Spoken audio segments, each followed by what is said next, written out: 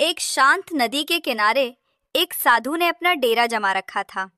वो दिन भर बैठा रहता और कभी-कभी जोर से चिल्लाता, जो चाहो वो पा सकते हो।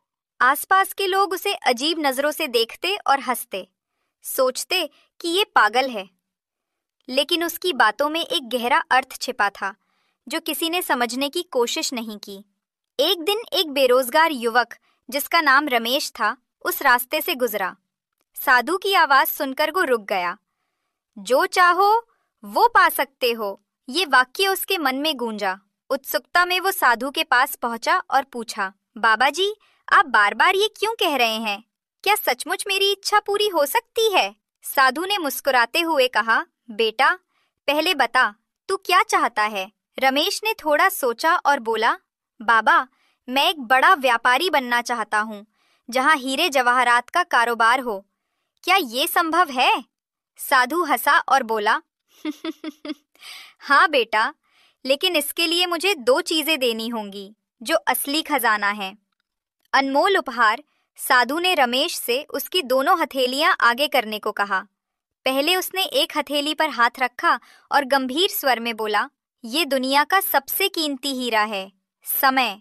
इसे मजबूती से पकड़, क्योंकि इससे तू अपने सपनों को साकार कर सकता है। इसे कभी बर्बाद मत करना।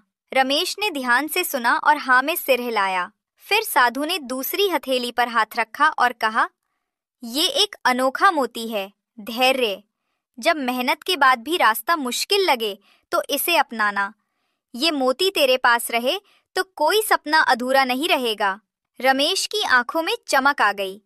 उसने साधु को धन्यवाद दिया और मन में ठान लिया कि वो इन उपहारों का पूरा इस्तेमाल करेगा।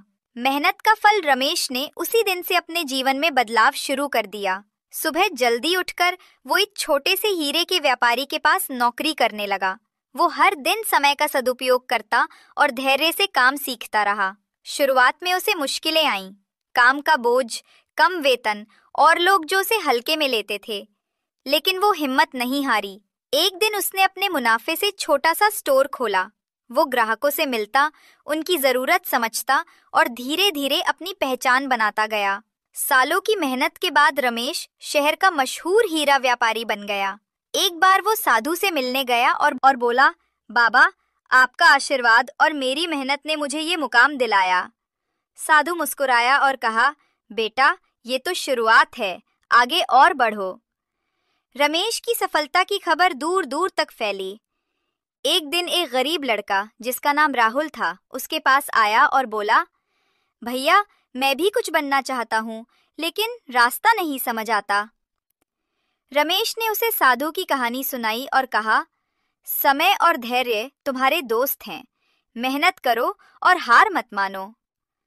राहुल ने उसकी सलाह मानी और एक छोटी सी दुकान से शुरुआत की। कुछ साल बाद राहुल भी सफल हो गया और रमेश का सहायक बन गया। दोनों ने मिलकर एक स्कूल खोला जहां गरीब बच्चों को मुफ्त शिक्षा दी जाती थी। साधु भी कभी कभी वहां आते और बच्चों को प्रेरित करते, जो चाहो वो पा सकते हो, बस मेहनत और धैर्य रखो।